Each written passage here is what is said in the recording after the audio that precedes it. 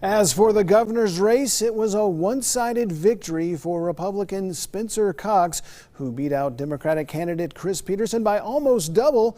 Governor-elect Spencer Cox joining us now in studio. First of all, congratulations. Thank you, Rick. It's great to be with you. It was a good night for us. Yeah, you were telling me yesterday that even though you were the prohibitive favorite in this race, there were still going to be some nerves. How was your election night? Well, it was a very quiet night with my family and a few friends, but it was an overwhelming sense of gratitude that we felt coming to the end of a very long journey. We launched in May of last year, and it feels a little surreal to be done with that phase and moving on to the next one. Yeah, what are your thoughts as you look back on your campaign now? You went through a very tough primary. You visited every town in the state of Utah, and now you are Utah's governor-elect. Yeah, well, it was a year unlike any other, certainly a year that none of us expected. And as we were able to reflect back, of course, going back to the start of the campaign, the 248 cities and towns, we had incredible competitors in unlike anything we've ever seen in the primary race, winning at convention and the primary, something we were very proud of and grateful to be able to pull off with Lieutenant Governor Senator Henderson as my running mate, and then getting through to this point. And seeing the numbers, we were actually a little surprised by the huge numbers, the outpouring that we received, and we're just grateful for the people of Utah entrusting us. Now, you're taking over the executive branch of this state at an unprecedented time. I would like to say that the COVID-19 pandemic will be behind us by the time you're sworn in on January 20th, but I don't think that's the case. What are the first things you're going to be focusing on as governor?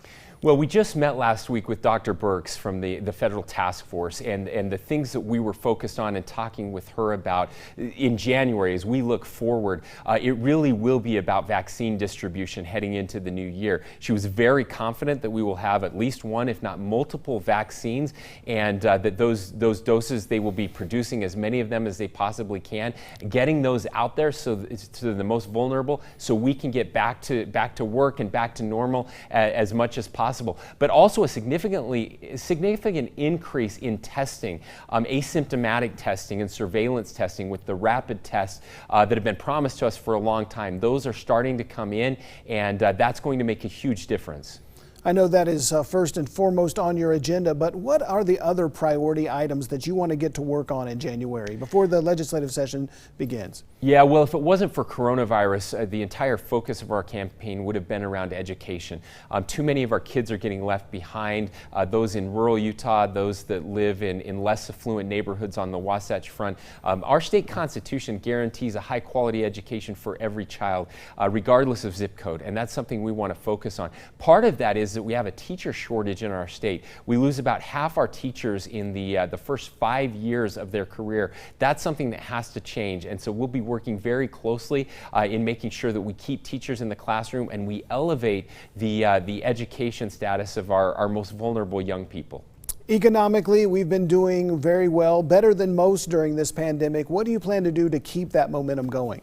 Well, there are several things that we will benefit coming out of this pandemic, and that's just not me talking, but Forbes magazine and Harvard University have both said that Utah is one of just a handful of states that will actually do better coming out of this pandemic.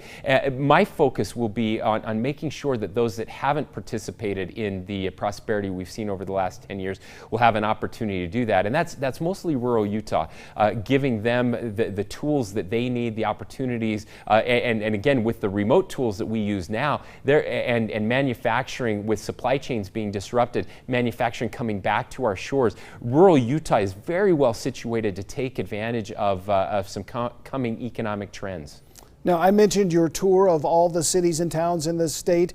You are from Utah, but what did you learn about the state in all of your travels here? Well, it was incredible.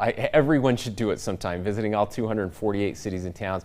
What I learned is we have so much more in common. We love our state.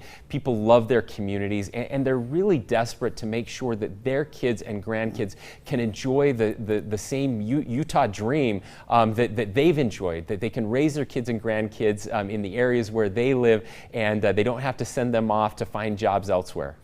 Lieutenant Governor, now Governor-elect Spencer J. Cox, thank you very much for being here with us at ABC4. We appreciate it. Thanks, Rick. We will continue to update you with the latest election results as they come in, both here on air and online at abc4.com/politics.